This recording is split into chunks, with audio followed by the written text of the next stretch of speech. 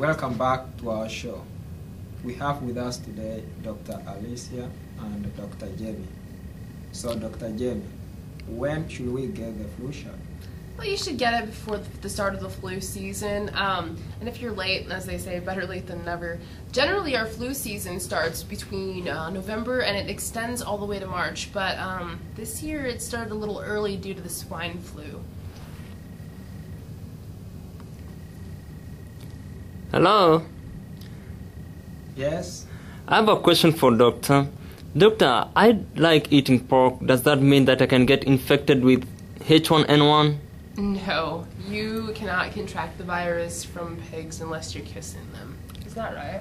Yes, I believe you have to have direct contact with pigs, not eating them. I don't like kissing pigs. Okay. Okay, so doctor, does the flu shot protect us from H1N1? No, that's another common misconception. There is a separate shot we have for H1N1, or as say swine flu. You have to have both shots. You need a regular flu shot to protect you from our ordinary flu that we have, and then you need a separate H1N1 shot to protect you from the swine flu. But there's been a limited amount of the shot available, is that right, Jamie? Absolutely. They are actually providing it to only certain groups of people because of the limited amount. Oh, Dr. Alicia. Yes. What groups are those? Well, of course, priority is going to be with the healthcare workers, because we need to maintain our health in order to, help others. And secondly, excuse me. Yes, I'm sorry about that. Excuse me.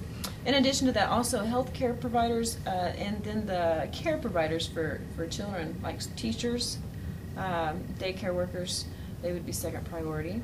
I know on the top of the list also is immunocompromised children especially are being targeted as priority group. Well, in children in general, we're starting at 6 months up to 24 years of age.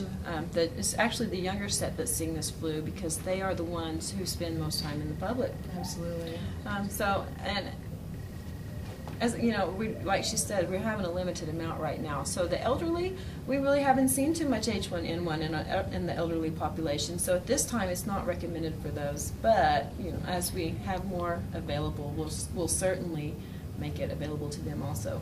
But they're not top priority to us right now.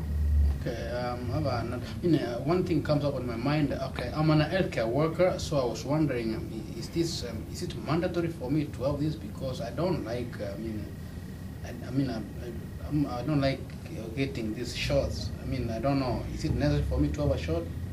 Well, now, of course, that's a personal decision, but it's also going to depend on the healthcare facility that you work in. And their policies. Yeah, healthcare facilities can set forth their own policies for employees. So. I don't believe they can fire you for it, but I know they can certainly have you wear a mask if you're going to be working there. Yeah, okay. There may be certain parameters you have to follow if you decline to have the shot.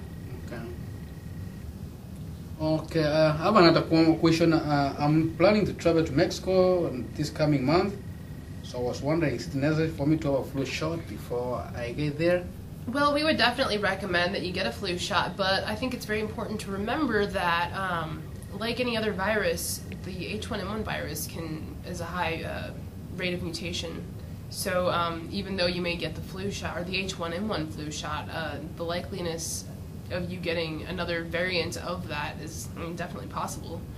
Yeah, it's like Dr. Jamie said earlier, our flu season started earlier because Mexico's already had their flu season. So it's had time to mutate. Our flu season's just about to get started, but the flu we've seen has come from Mexico. It originated there. Our recommendations really are postpone your trip if at all possible. Like I said, you may or may not be able to receive a shot, which would definitely be our strongest recommendation. If you cannot postpone that trip, get the shot. But if nothing else, masks. Yeah, you can protect yourself by wearing face masks, certainly. Well, thank you for joining us. That's all we had for you today. But be sure to join us tomorrow when we'll be discussing about flatulence. Is the one who smelled it the one who actually dealt it?